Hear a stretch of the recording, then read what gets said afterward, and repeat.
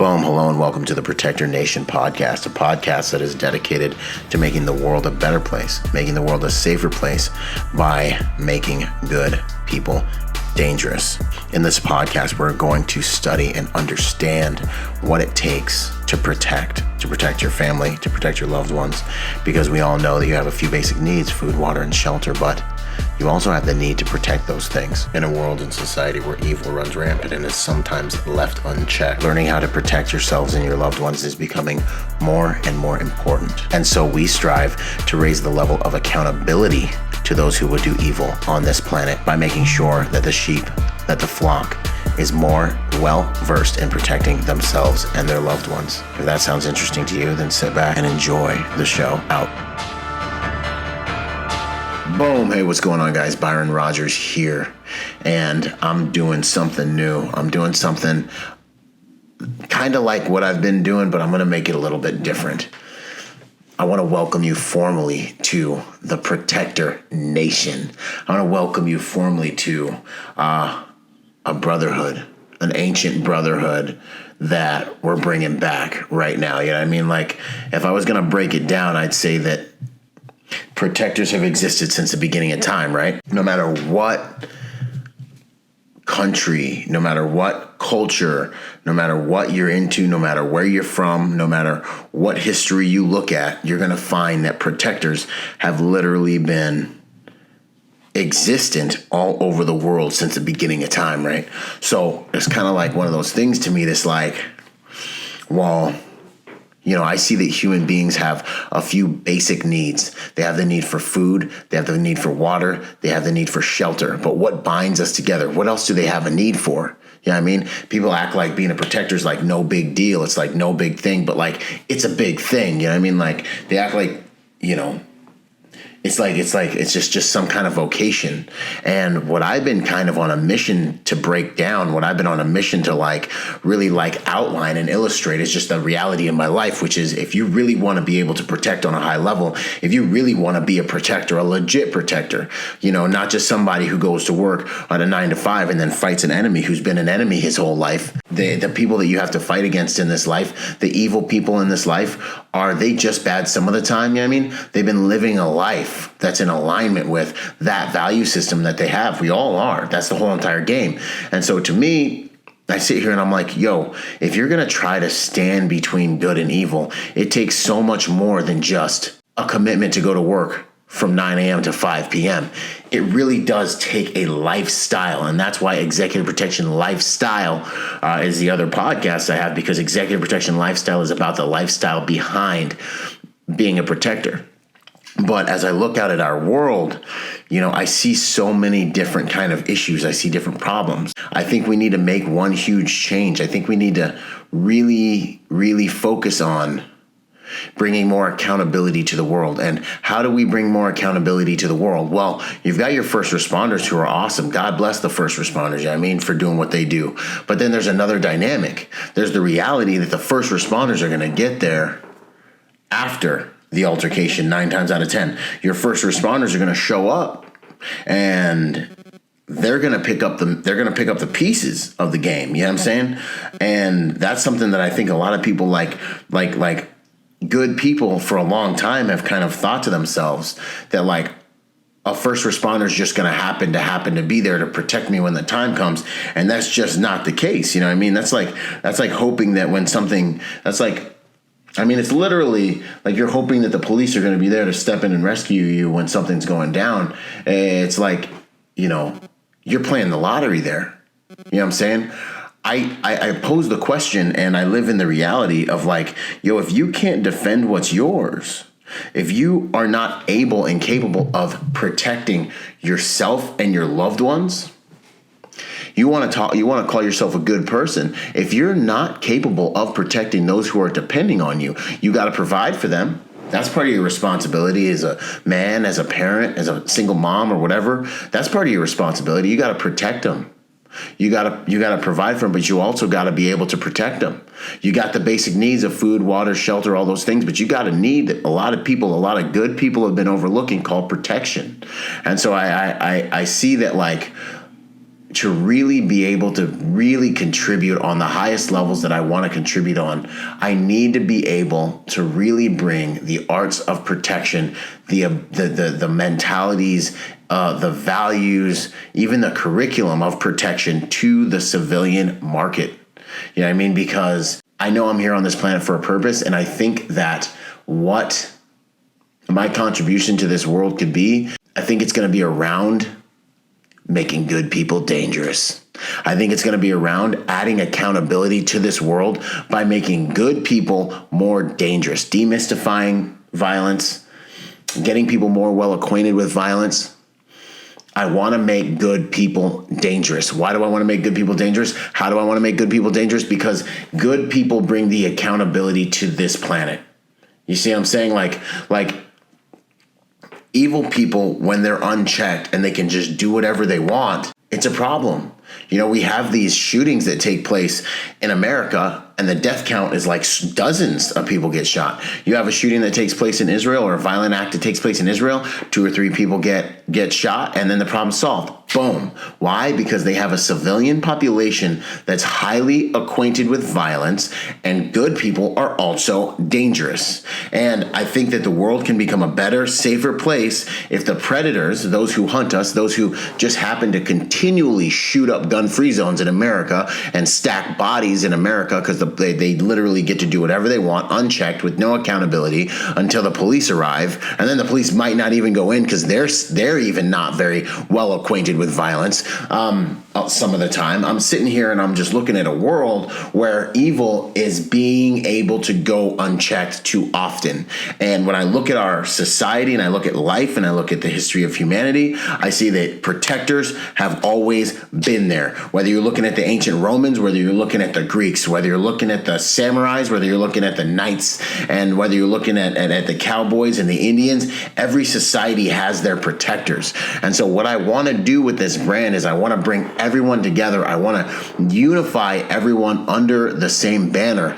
And I want to make the world a better place by making good people dangerous and creating a nation that's inside of every other nation. I want to create a nation of protectors around the world so that when bad things happen, there are just more people on the planet that can stop them, that can stand in between the good people, the sheep, and the evil people on this planet. Evil's not going away. We can't make up enough laws to stop it. Every law that you come up with only polices good people that are willing to let themselves be policed. You know what I mean? Like more gun laws. Wait a minute, I'm sorry, real quick. Is murder illegal? Is murder illegal? Did it stop the killer from murdering all those people? No, it didn't, did it? Okay, listen, you can make all the laws you want.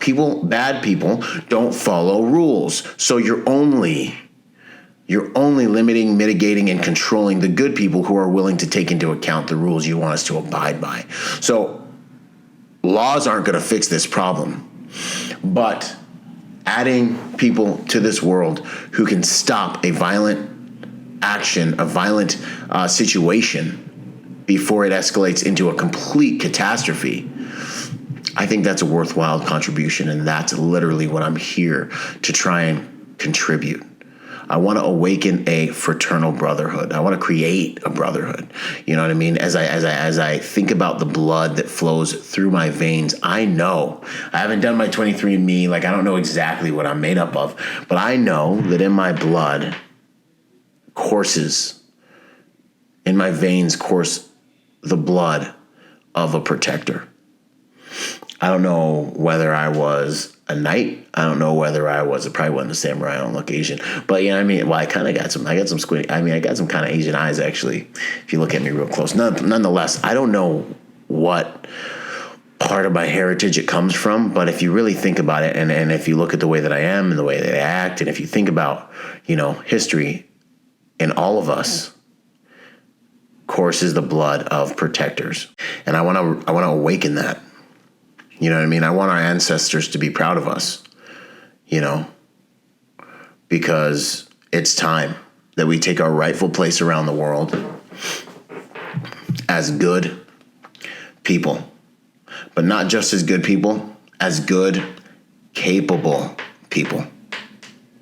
How good are you if you can't protect yourself and the people you love?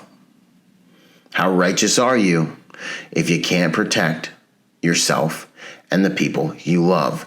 You work hard every day to put money in the bank and food on the table. What's it all for if you can't protect the people you love? It can all be taken away in an instant. And unfortunately, in our world, people pretend like violence doesn't happen and won't happen to them until it does. And that's why I post so many different things on, my social media platforms, usually mostly on Instagram, of real world violent encounters, because I want people to see what violence looks like. I want people to understand that it is real. I want people to understand that it does happen and it can happen. And I want people to just know that, like, I'm a double psychology major. And so I understand that the more I show you something, the more comfortable you'll become with it, but the more intellectual reference points I supply you with. The more intellectual reference points, or in other words, experiential information you are supplied with, the more software you will have in your mind to help you navigate a situation like that if and when it should arise. And so people don't really realize it when they follow me. But what I'm doing is I'm giving them these small micro traumas, if you will, these small micro experiences with real violence, so they can see how it really pans out, so they can see how it really goes down, so they can sculpt a more and more realistic understanding of it in order to more effectively protect themselves, to more effectively recognize pre-threat indicators, see clusters of behavior that denote and mean and are precursors to violence. You know what I mean? They can look at that person who's blading themselves to them and that's standing very rigid and aggressive and locking eyes with them, and they can recognize that this person might be about to punch me in the face, instead of, like, I had a situation at one of my with one of my clients on a campus where, I noticed one guy was really angry and he looked like he was about to become physically aggressive, and he was legitimately about to punch this other guy in the face. So I walk up, and I knew just by my presence it would change the dynamic. So I walk up and, I'm there. And so he knows, okay, like, the security dude's here, like, whatever. But I stand here and I'm looking at all the dynamics, and I see one guy who's like totally relaxed, totally comfortable, totally cool. And, he's the guy who was about to get punched in the face. And I'm like, hey, are you okay? You guys good? You got, like, y'all all right? Like, y'all need me, or what's up?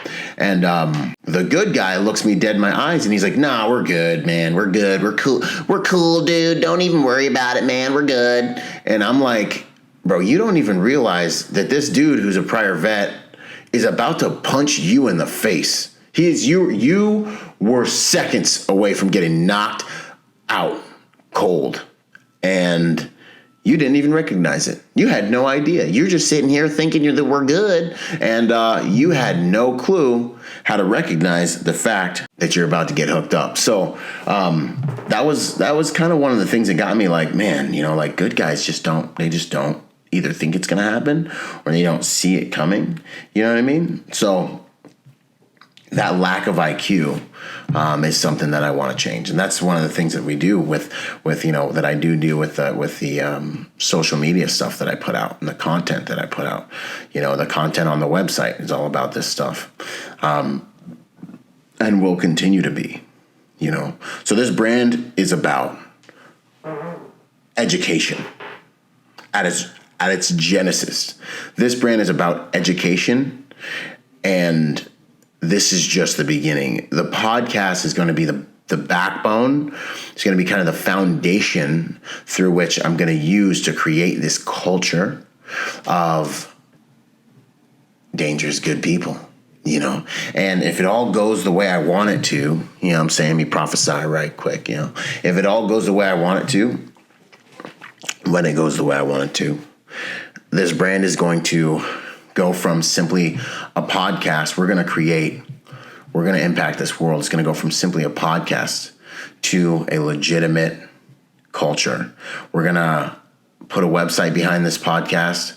I'm going to create digital products with the intention to take a zero to hero, take your average civilian from off the streets and get them to watch and appreciate and just take them from being completely defenseless and oblivious to being as dangerous as possible just online through the content that we're going to come up with.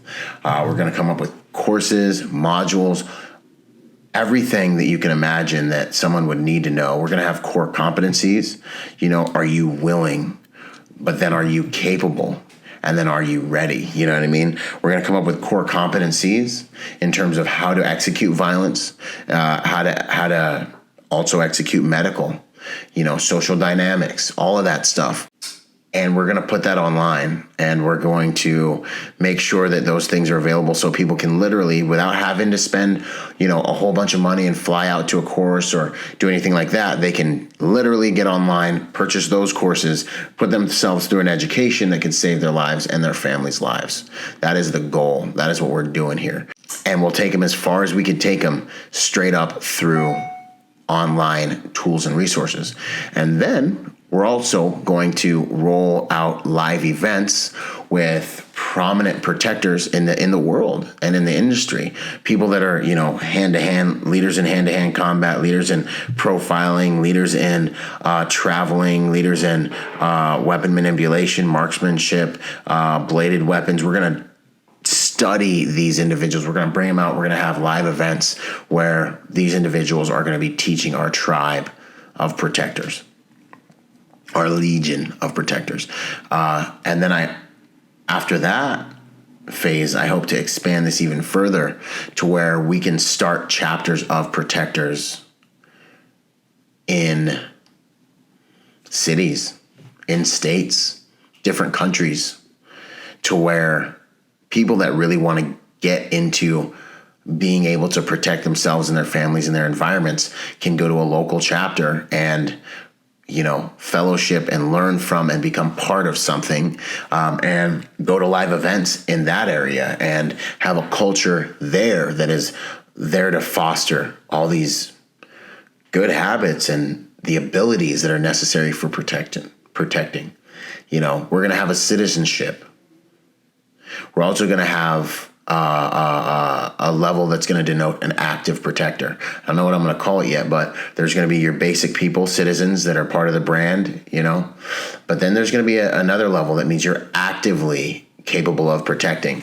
And that is you're going to have to pass a physical fitness test and certain things like that in order to be part of that active protector group or legion of protectors, because we don't want to just put out cool content and have people who couldn't really protect anything be the only ones part of the brand. I want everyone to be part of the brand, but I also want to give people an ideal. I want to give people something to aim at that will bring out their potential. You see what I'm saying? This isn't a game to me. I want to give people something to aim at that will help them, make them bring out the better versions of themselves, help them become better versions of themselves by working towards a specific ideal, at least a baseline of performance that would make them capable of stopping a 7-Eleven armed robbery.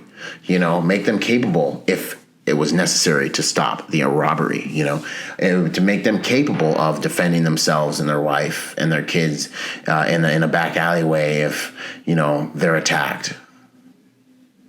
How is that not good? I think it's good. I think it's righteous to be able to defend those who are depending on you for quality of life, I think it's good. I think it's noble. I think it's pure to be able to know in your heart of hearts that when you go to a restaurant, the restaurant's safer. When you're at a movie theater, the movie theater's safer. When you're waiting in the doctor's room or at the mail station or at the bus stop, that place is safer because you're there. You've done the work to make yourself good and also dangerous. So I think that's the aim. I think that's that's where we're going here with this for now. That's the idea. That's the vision. that is the Protector Nation. I want people in the world to know what the Protector Nation is.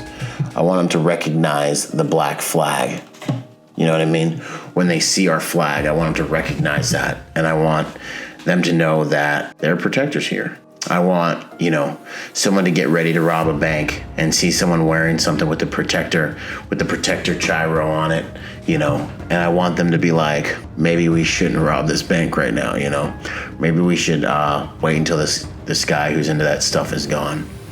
You know what I mean? I want to add another line of protection to the world beyond just the first responders, bringing more accountability to the world, making the world a better and safer place by making good people dangerous. That is what this brand and this podcast is all about. Boom, yo, what up? I hope you guys really enjoyed that episode. Hey, listen, in order to get more out of the brand, I want to encourage you to go join us on our social media platforms and join us at protectornation.com. We post different types of content on our different platforms at different times. You'll get blog posts, you'll get videos, you'll get real world combat engagements and things like that. So stay plugged in order to get the most out of the brand. In order to support us, also go to protectornation.com and buy something, or join forces with me on Patreon. You'll scroll down the homepage and you'll see the link. Anything you can give counts. Think about whatever you would lose in your cushions or like spend on McDonald's this month, $5 a month, whatever it is. That helps us make the world a better place by making good people dangerous. Anyways, this is Byron Rodgers, Protector by nature and by trade, and I'll see you on the next piece of content, whether it's a video or podcast. Out.